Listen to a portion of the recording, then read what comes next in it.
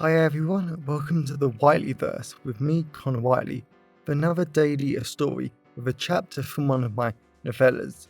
Before I start today's chapter, please remember to like, comment and subscribe to the channel so you don't miss any new content, and the engagement really helps the Whiteleyverse with the YouTube algorithm.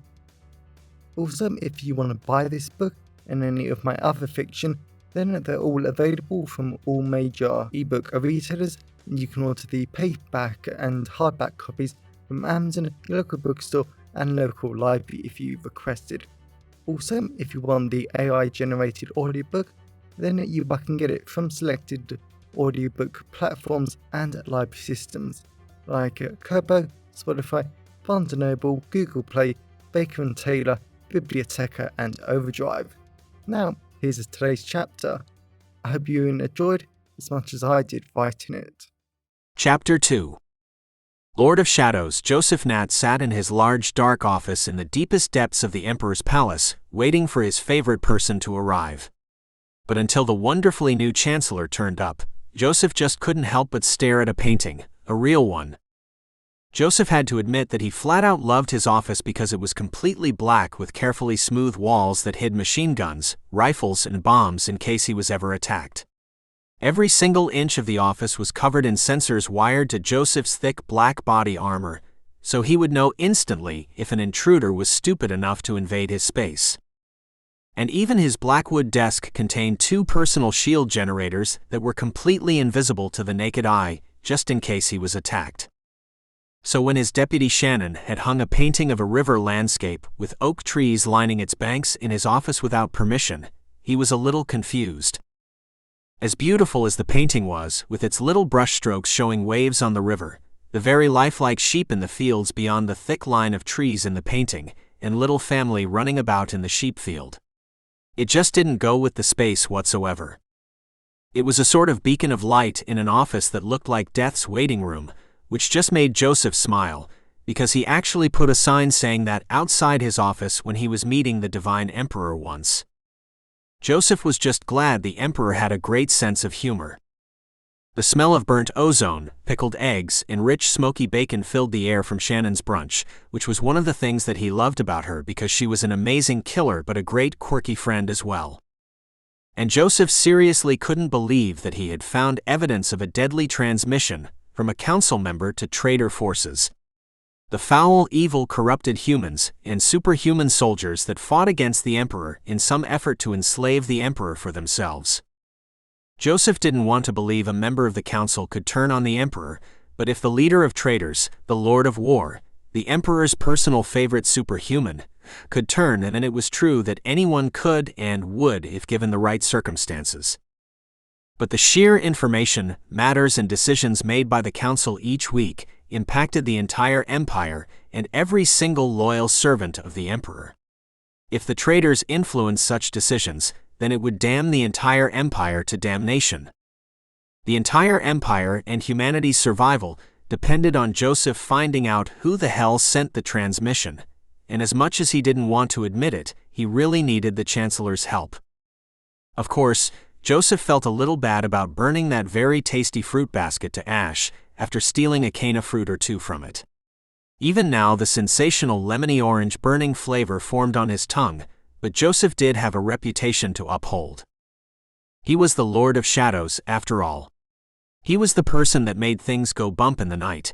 He was the reason why no enemy of the Emperor would turn off the lights at night, and most importantly, he was the reason why the enemies of the Empire died in accidents.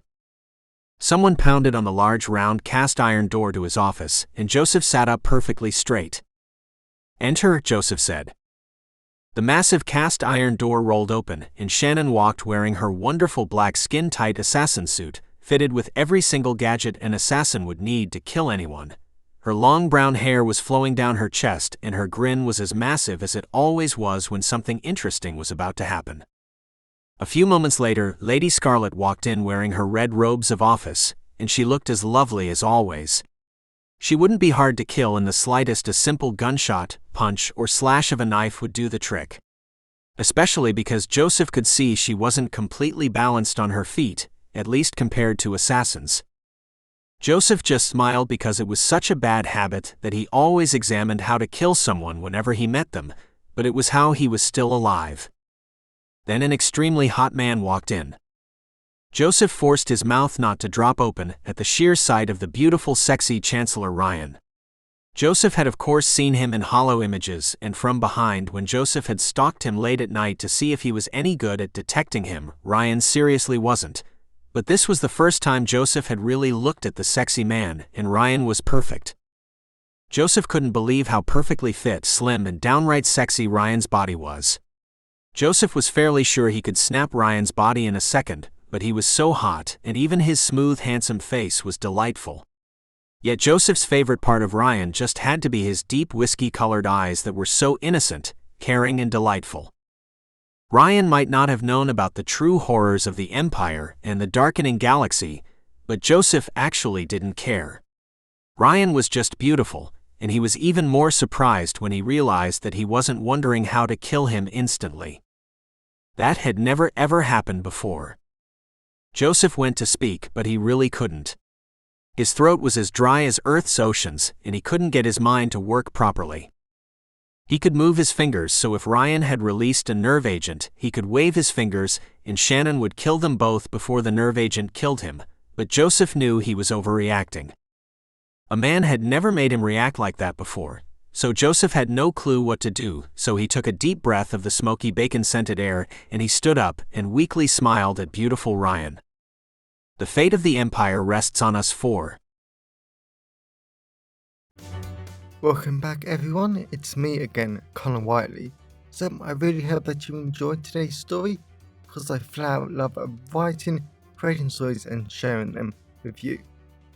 If you really enjoyed today's story, then please remember to like, comment and subscribe to the channel so you don't miss any new content, and the internet engagement really helps the Whiteleyverse with the YouTube algorithms.